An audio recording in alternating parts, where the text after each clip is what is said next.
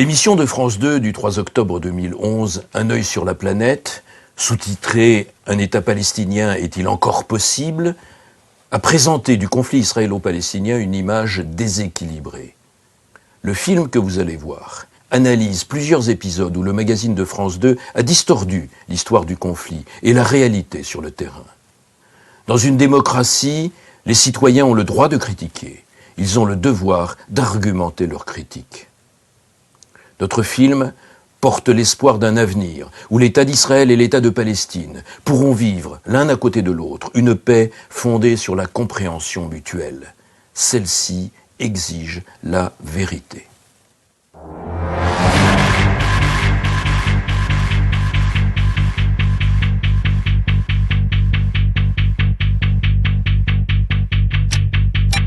« 3 octobre 2011, 22h45. France 2 diffuse le magazine Un œil sur la planète, intitulé « Un État palestinien est-il encore possible ?»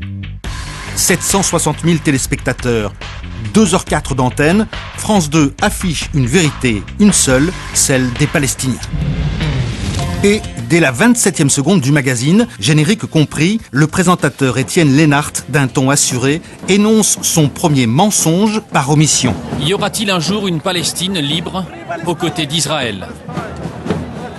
Les Nations Unies l'avaient prévu. C'était en 1947 au moment de la création de l'État hébreu. Mais le partage n'a pas eu lieu et chacun porte une responsabilité dans cet échec.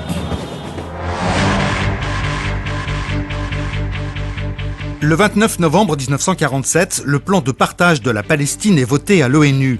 Bien que très en dessous de ses espérances, le mouvement sioniste accepte ce plan. Cet État juif n'est pas viable, il est dérisoire, il est vulnérable, il est loin des espoirs sionistes. Tel qu'il est cependant, il est l'accomplissement d'un rêve millénaire. Les Juifs sont souverains sur leur terre. Pour les Arabes, c'est le refus immédiat, définitif du compromis. L'histoire est très claire. Acceptation du plan de partage par les Juifs, rejet complet par les Arabes. Et donc dire aujourd'hui que les responsabilités sont partagées, c'est tout simplement faux. Renvoyer dos à dos les deux parties est une contre-vérité.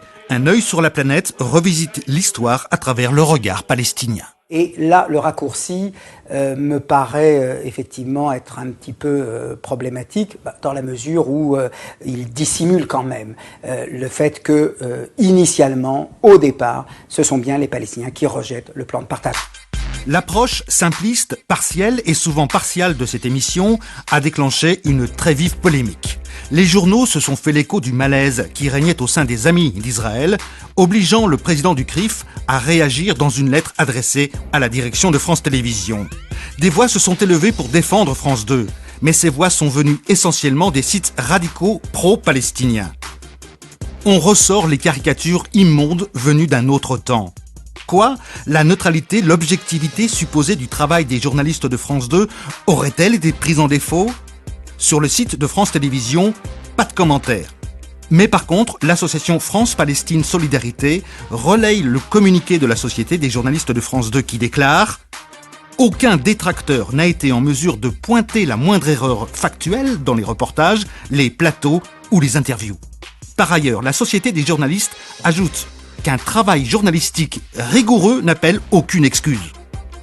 N'y a-t-il pas confusion d'intérêts entre professionnels de la cause palestinienne et journalistes professionnels lorsque, cerise sur le gâteau, Patrick Boitet, le rédacteur en chef du magazine Un œil sur la planète, écrit aux militants pour les remercier de leur soutien. Il déclare ainsi sur le site radical Euro-Palestine : « C'est avec un retard dont je vous prie de bien vouloir m'excuser que je veux vous remercier de votre soutien. Après 2 semaines de polémique, les détracteurs de notre émission sur la Palestine sont bien en peine de pointer la moindre erreur factuelle. » Fin de citation. Nous allons donc, preuve à l'appui, démontrer le contraire.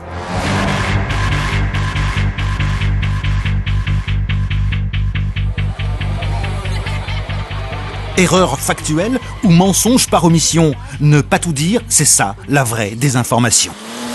Des coureurs automobiles s'affrontent. Des virages qui en rappellent d'autres. Printemps 2002, en pleine intifada, des chars israéliens entrent dans la pelouse. Ainsi, dans son commentaire, cette journaliste expérimentée n'hésite pas, par un effet d'image et d'écriture, à gommer les raisons de l'opération israélienne. Pourquoi faire des chars dans la pelouse ? Dans une émission de 2h04, n'y avait-il pas la possibilité de rappeler les raisons de l'intervention israélienne ? Alors, oublier l'attentat du Parc Hôtel survenu 2 jours auparavant ? Oui, oubliez qu'un soir de Pessah 2002, 29 personnes ont trouvé la mort, 140 ont été blessées à Netanya.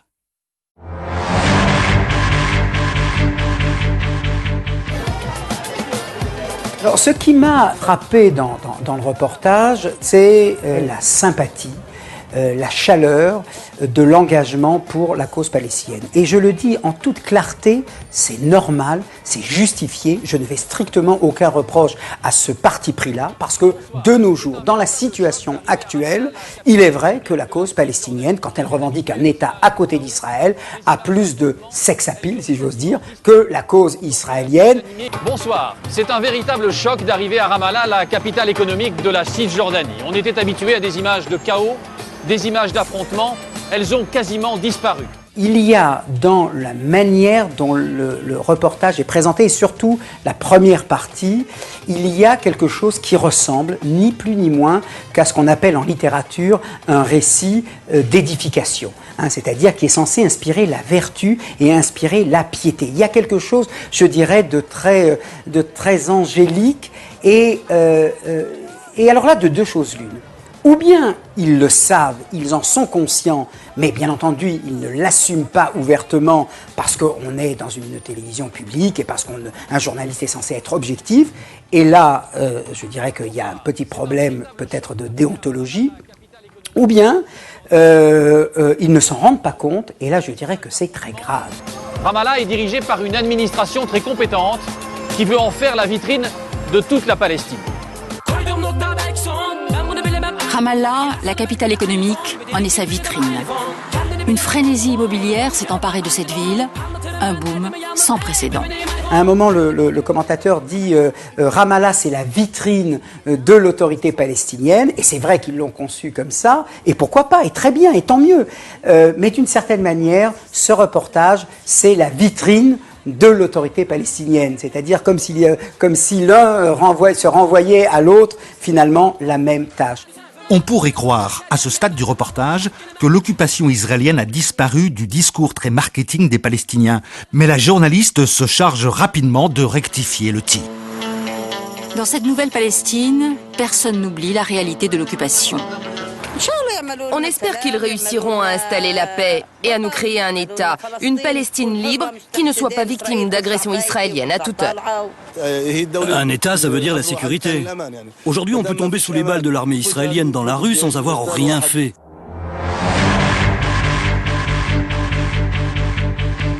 Mensonge. Il n'y a pas eu une seule victime civile en Cisjordanie depuis la fin de l'intifada. Les territoires palestiniens comportent 3 zones, A, B et C. La zone A, ici en vert, comporte les 5 grandes villes dont Ramallah. Voici donc une zone sous complète autonomie palestinienne. L'armée israélienne s'est retirée de la zone A depuis la fin de l'intifada et reste à l'extérieur des villes. Encore une erreur factuelle.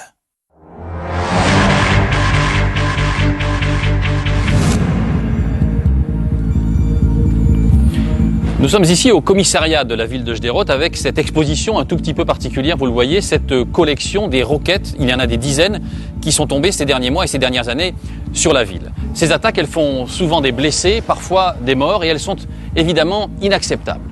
Mais il faut dire aussi que ces tirs palestiniens sont la conséquence des raids israéliens et du blocus imposé par Israël sur la bande de Gaza. Faux, toujours faux. En feignant de tenir un discours équilibré, Étienne Lennart reprend à son compte la propagande palestinienne qui transforme l'agresseur en agressé. Pour accréditer cette thèse, France 2 offre micro et caméra à Mahmoud Zahar, l'un des rédacteurs de la charte du Hamas. À l'article 7 de cette charte, on peut lire « Le mouvement de la résistance islamique aspire à la réalisation de la promesse d'Allah, quel que soit le temps que cela prendra. Le prophète, qu'Allah le bénisse, a dit « Le jour du jugement dernier ne viendra pas avant que les musulmans ne combattent les juifs. Quand les juifs se cacheront derrière les rochers et les arbres diront « Ô musulmans, ô Abdallah, il y a un juif derrière moi, viens le tuer. » Seul l'arbre du Hargad ne le dira pas, parce que c'est un arbre des Juifs. Au moins, c'est clair. Dans cette charte, il s'agit bien d'action, à savoir l'assassinat des Juifs, et pas du tout de réaction. Si les Israéliens nous attaquent, oui, c'est utile. C'est une sorte d'autodéfense. Ce n'est pas notre intention, mais comprenez, lorsqu'il y a une trêve, si les Israéliens nous attaquent, nous réagissons. C'est donc une réaction, pas une action. Les tirs de roquettes ne sont pas la conséquence des raids israéliens ni du blocus, mais bien de la volonté du Hamas de frapper des civils. Il faut rappeler que le premier tir de roquette date du 16 avril 2001 lors de la deuxième intifada. En août 2005, les habitants juifs de la bande de Gaza sont expulsés par l'armée israélienne. À partir du 12 septembre 2005, il n'y a plus un seul Israélien dans la bande de Gaza. Le soir même, les synagogues sont saccagées et incendiées. Les brigades Azedin al-Qassam sont la branche armée du Hamas. Leur seul objectif, c'est la destruction de l'État d'Israël. Devant les caméras, ils se font passer pour des résistants qui luttent contre l'invasion de leur territoire par un ennemi qui, en réalité, a déjà de lui-même quitté ce territoire depuis plusieurs années. Les Juifs avancent en permanence dans ces régions et nous sommes installés ici afin de répondre à toute attaque ou agression qu'ils pourraient perpétrer. Nous sommes là, tel un mur inébranlable face à l'agresseur.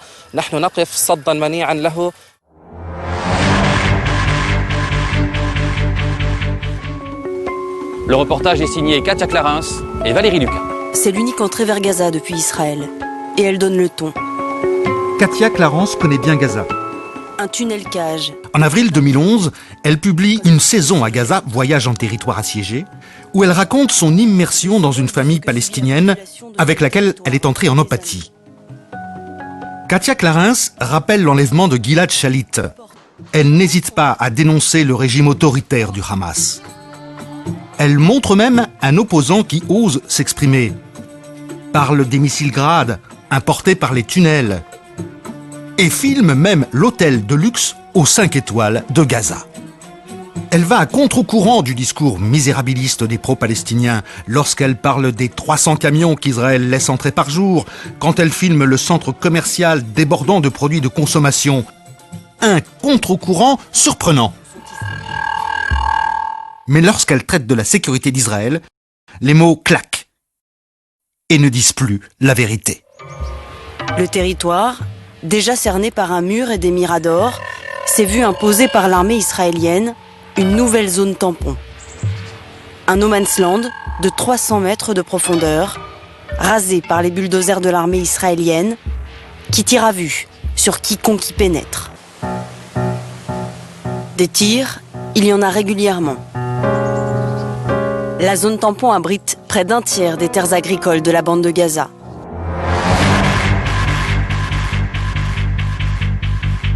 Faux, la zone tampon ne représente certainement pas un tiers des terres agricoles. C'est beaucoup moins, puisqu'en largeur, cette zone tampon ne dépasse pas 300 mètres de profondeur.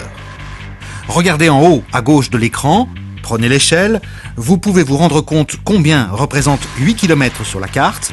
Voici donc, en étant très large, la réalité de la zone tampon à Gaza. Ces terres sont leur unique moyen de subsistance.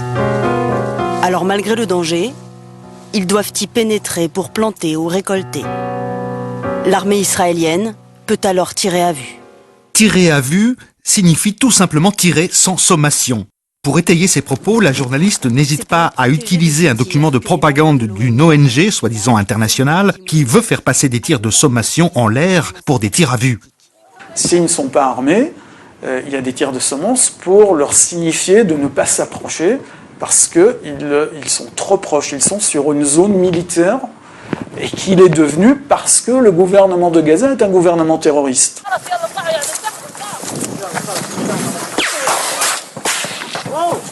Malgré les annonces, l'armée ouvre le feu. En réalité, il s'agit d'un montage grossier. En off, on entend des coups de feu, mais il n'existe pas d'image de soldats tirant sur ces militants. Dans ce cas, France 2 ne suit pas les instructions de sa charte de déontologie. Entrons dans le détail. Au chapitre 4, intitulé « Les sources d'information et leur qualité », il est expressément précisé Il importe, avant la diffusion, de connaître la crédibilité et l'autorité de la source, son intérêt dans la publication de l'information, l'implication de la source, directe ou indirecte, et ses motivations. L'ISM est une organisation qui n'est pas internationale, contrairement à ce qu'elle prétend. C'est une organisation palestinienne créée par des Palestiniens, gérée par des Palestiniens, et elle a été impliquée dans des incidents terroristes plusieurs fois dans le passé, notamment en étant en contact très très étroit avec 2 kamikazes importés d'Angleterre. Elle n'est pas pro-palestinienne, elle est palestinienne, anti-israélienne, et alors évidemment il faut savoir ce que c'est cette organisation avant de prendre comme de l'argent comptant tout ce qu'ils disent et tout le matériel qu'ils diffusent.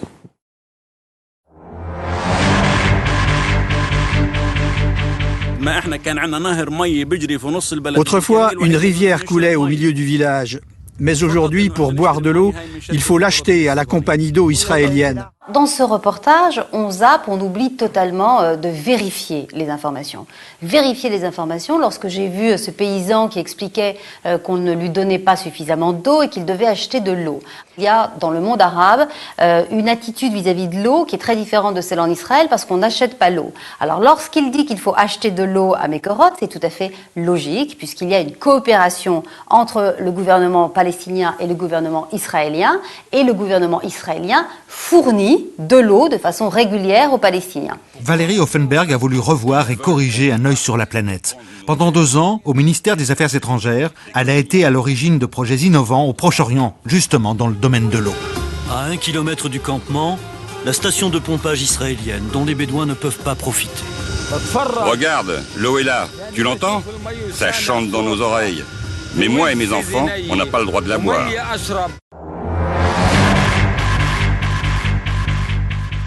Un accord engage les Israéliens à fournir 31 millions de mètres cubes par an aux Palestiniens.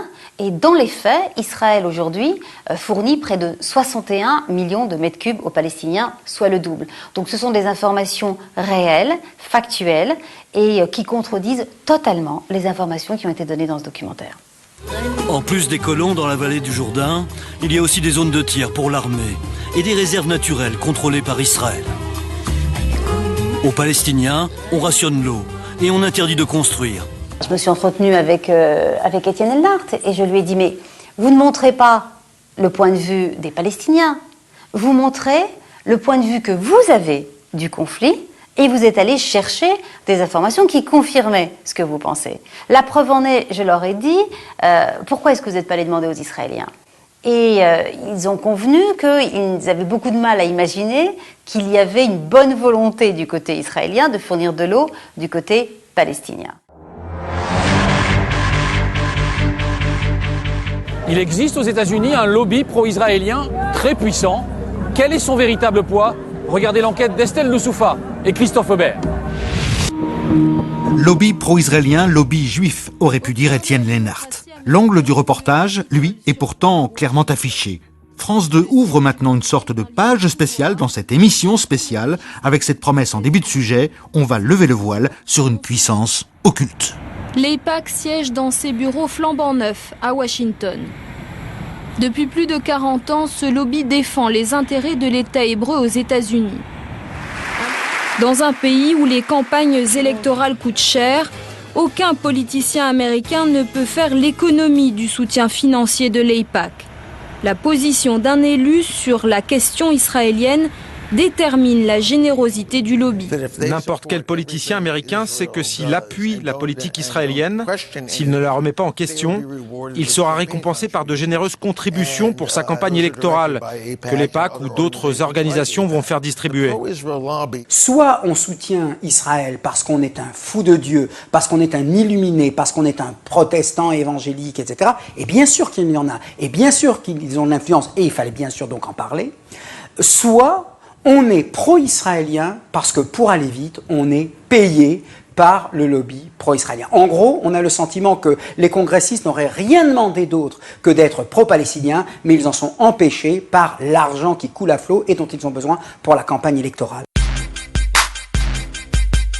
Cette thèse d'une position américaine fondée exclusivement sur des calculs électoraux, sur des influences, au détriment du bon sens et de l'intérêt national américain, est évidemment contestable. Elle renvoie de plus à l'idée d'ennemi intérieur ou à minima de double allégeance. Cette présentation des choses pour un public français peu familier ou fasciné du jeu des lobbies aux États-Unis amène le téléspectateur à penser qu'une puissance occulte tire les fils du pouvoir politique grâce à sa puissance financière. Ainsi, le lobby israélien, donc le lobby juif, ferait et déferait la politique américaine, tiendrait entre ses mains la présidence. Bien sûr, c'est-à-dire que c'est l'idée que les Juifs sont les maîtres du monde, et cela remonte au début du XXe siècle, sinon davantage. On pense au protocole des sages de Sion. Mais ce que veut dire en somme cette attaque contre les Pâques, c'est que les Juifs américains sont les responsables de la politique des États-Unis vis-à-vis d'Israël. Mais il est évident qu'il y a beaucoup d'autres intérêts qui entrent en jeu dans l'attitude de Washington vis-à-vis d'Israël. Et qu'il y a à la fois des considérations économiques, des considérations militaires, des considérations politiques, et aussi, il ne faut pas oublier, une sympathie profonde à l'intérieur de la population américaine envers Israël. C'est un fait. Alors on peut le déplorer, on peut l'applaudir, mais c'est un fait, on ne peut pas éviter de le constater. Et il existe de l'autre côté des lobbies qui vont à l'encontre, comme par exemple le lobby pétrolier qui rassemble tous ceux qui militent en faveur d'un rapprochement avec les pays arabes. Ainsi, Estelle Youssoufa oublie de préciser qu'il existe un lobby arabe américain extrêmement puissant, c'est peu de le dire. Jetons un œil sur la planète des 10 lobbies les plus importants aux États-Unis. L'Arabie Saoudite, sur la plus haute marche du podium avec près de 100 millions de dollars, distribués sur 10 ans. Puis viennent les Émirats Arabes Unis, l'Irak, le Maroc et la Turquie. Ce rapport fusionnel entre l'Amérique et Israël... En 1985, James Zogby a fondé l'Arab American Institute. C'est cet organisme qui a fait la promotion du livre polémique de Mearsheimer et Walt, Le lobby israélien et la politique étrangère américaine. Avec le professeur John Mearsheimer, il considère que l'influence du lobby est parfois contraire aux intérêts stratégiques des États-Unis. France 2 a terminé le travail. À CNN, le présentateur vedette Wolf Blitzer décroche régulièrement des exclusivités sur Israël. Son réseau de contacts est exceptionnel. Il faut dire que ce journaliste a priori neutre est un ancien membre de l'AIPAC. Il a pu y peaufiner son carnet d'adresses. Puisque Estelle Youssoufa n'hésite pas à dénoncer ses confrères, nous avons voulu savoir si elle était a priori neutre. Estelle Youssoufa est l'ancienne correspondante à Paris d'Al Jazeera en anglais.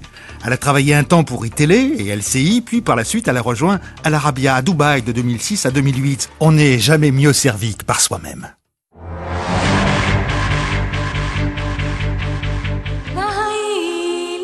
Cette émission porte bien son nom, un œil et pas deux sur la planète.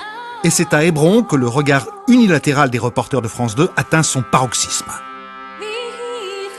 L'histoire commence en 67 pour Alexis Montchauvet. Il n'hésite pas à faire abstraction de plusieurs millénaires de présence juive à Hébron.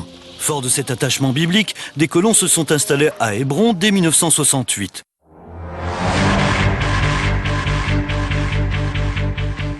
Hébron, en français, ou Hebron en hébreu, est une ville juive depuis près de 4000 ans. Il y a eu une seule période dans l'histoire où il n'y a pas eu de juifs à Hebron, ça a été pendant une courte période de quelques décennies, entre 1929 et 1967. Pourquoi ? Parce qu'en 1929, il y a eu un pogrom par Hajj Amin al-Husseini, où 67 juifs ont été massacrés dans les conditions les plus barbares. Mais présenter les juifs de Hebron comme des colons, encore une fois, c'est une aberration historique. Quand on avait encore des vitres ici, tous les jours ils lançaient des objets pour les casser. Et le verre tombait dans la nourriture. Ils ont décidé de prendre parti. Donc c'est du parti pris, c'est de la mise en scène, et c'est oublier également que lorsqu'on parle de morceaux de verre dans la nourriture, on ne parle pas des bébés qui sont assassinés à bout portant par les Arabes palestiniens. Et ce sont des choses qui ont eu lieu, mais ceux-là, ils n'en parlent pas. Et c'est la raison pour laquelle nous sommes retournés après la diffusion de ce magazine à Hébron, Caméra au point. Et là, nous avons interviewé Noam Arnon, le porte-parole des résidents juifs. Lui, il a la mémoire des événements en tête. Lui, il n'oublie rien. À partir des accords d'Oslo, quand on a confié le contrôle de Hebron à l'autorité palestinienne, ils ont commencé à tirer sur nous. Nous avons dû déplorer plusieurs victimes, dont un bébé, une petite fille. Shalevet Pass, 6 mois, a été assassiné dans les bras de son père d'une balle en pleine tempe le 26 mars 2001 par un sniper utilisant un fusil à lunettes. Pour atteindre sa cible, l'assassin a dû posément viser la tête de l'enfant. Alexis Monchauvet n'a pas jugé utile de le rappeler. Il s'est focalisé sur une famille palestinienne dans le vieux Hébron et n'a pas porté de regard sur l'ensemble de la ville. Il ne dit pas que le quartier juif de Hébron ne représente que 3% de la superficie de la ville. Tout autour, 150 000 Palestiniens, parfaitement libres de leurs mouvements, jouissent d'un bon niveau de vie et ne croisent jamais un juif. Dans la vie quotidienne, on n'en voit jamais. Parfois, on oublie même qu'ils sont là. En réalité, ce sont les Juifs qui vivent parqués à Hébron. Ce sont les Israéliens qui ont l'interdiction formelle de sortir d'un quartier constitué juste de quelques rues. Si des magasins arabes ont été fermés, c'est afin de créer une zone tampon pour éviter tout affrontement. Alexis Monchauvet, prix Albert Londres 2008 pour son documentaire Rafah, chronique d'une ville dans la bande de Gaza, a remarquablement suivi la ligne éditoriale de cet œil posé sur la planète.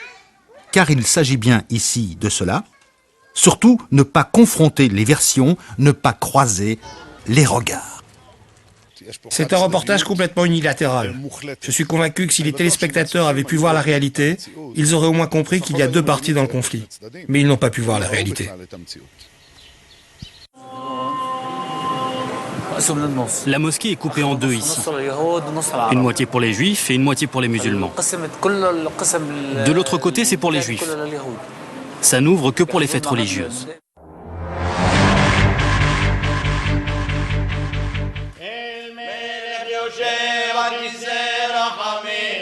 Une mosquée, le tombeau des patriarches? Pas seulement. C'est aussi une synagogue, deuxième lieu saint du judaïsme après le mont du Temple. La synagogue, construite à l'époque d'Hérode par les Juifs, a été transformée en mosquée, en église, puis de nouveau en synagogue selon les guerres. Aujourd'hui, le tombeau des patriarches est un lieu de prière permanent. Il accueille parallèlement Juifs et musulmans.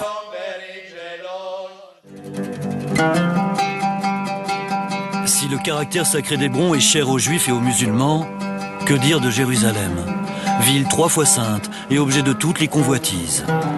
Depuis, l'État hébreu installe des colons à Jérusalem-Est. Ils sont près de 200 000 aujourd'hui, presque autant que les Palestiniens.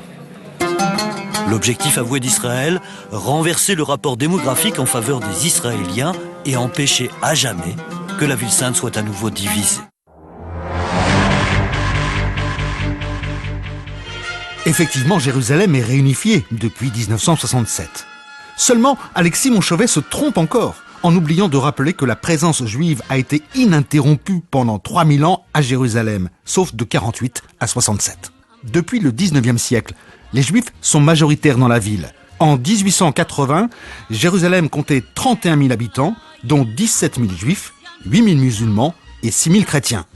Entre 1800 et 1947, la population musulmane a quintuplé, le nombre de chrétiens a triplé et les résidents juifs approchent les 100 000 habitants.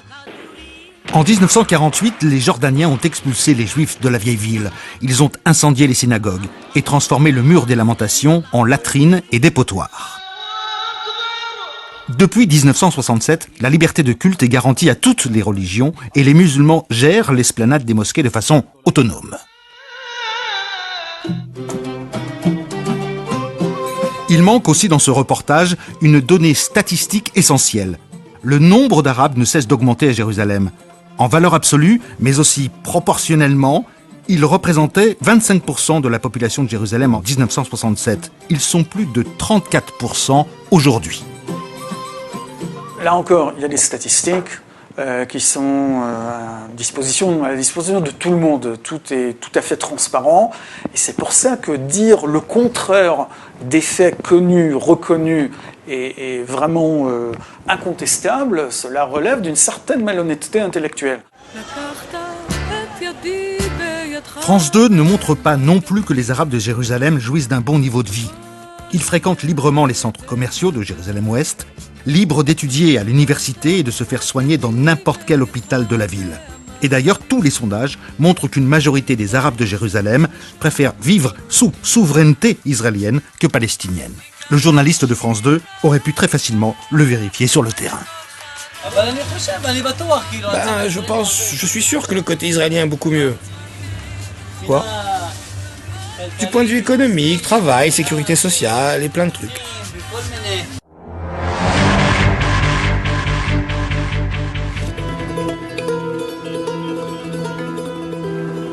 France 2 ne montre de la présence israélienne en Cisjordanie que le mur, né avec les attentats suicides de la deuxième intifada.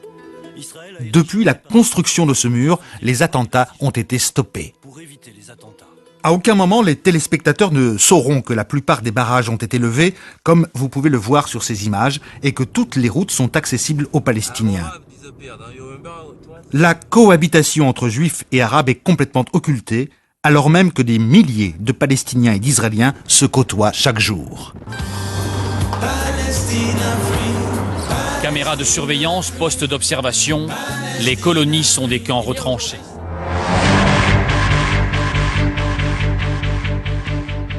Faux, encore faux. Pour contourner le boycott des produits israéliens instauré par leur gouvernement, les Palestiniens se rendent dans les supermarchés des implantations voisines, comme c'est le cas ici au Rami Levi de Kohav Yaakov, situé à côté de Ramallah, dans la banlieue de Jérusalem. Écoutez la réaction d'un habitant de Ramallah venu en voisin. Arabes, juifs, musulmans, chrétiens, c'est pas mon problème. Ce qui est mon problème, c'est qu'il me reste de l'argent dans ma poche, pas vrai ? Mais pour France 2 et ses conseillers, le vivre ensemble est impossible. Au fait, qui sont ces conseillers ? Pour réaliser cette émission spéciale, France 2 s'est entouré d'un certain nombre d'experts. Ils sont ici remerciés dans le générique. Dominique Vidal, membre du Bureau national de France-Palestine Solidarité. Elias Sambar, représentant de l'autorité palestinienne à l'UNESCO. Jean-Claude Lefort, président de l'association France-Palestine Solidarité. L'association France-Palestine Solidarité, la FPS. Nadia Sartawi, directrice des relations publiques du Conseil législatif palestinien. Henri Lorenz, historien, auteur de La question de Palestine. Haël Al-Fahoun, délégué général de la Palestine en France. Tagrid Senouar-Schwartz, conseillère à la mission France-Palestine. Ziad Klotz, négociateur de l'OLP. Voilà donc des professionnels de la cause palestinienne, conseillers spéciaux de journalistes professionnels. Conférences de rédaction, angle des sujets, personnes à interviewer et lieu de tournage, ils ont bien travaillé, ensemble. Ce numéro d'Un œil sur la planète n'est pas près de tomber dans les oubliettes de l'histoire des documentaires télévisuels. Depuis sa diffusion, il a été récupéré par les organisations pro-palestiniennes régulièrement projetées lors de réunions publiques. Un bel outil de com fabriqué par France Télévisions. Dans toutes ses émissions, dans tous les services qu'elle offre, France Télévisions assure le pluralisme de l'information et l'expression pluraliste des courants de pensée et d'opinion dans le respect du principe d'égalité, de traitement et des recommandations du CSA. Ces programmes garantissent l'expression de tendances de caractères différents dans le respect de l'impératif d'honnêteté de l'information.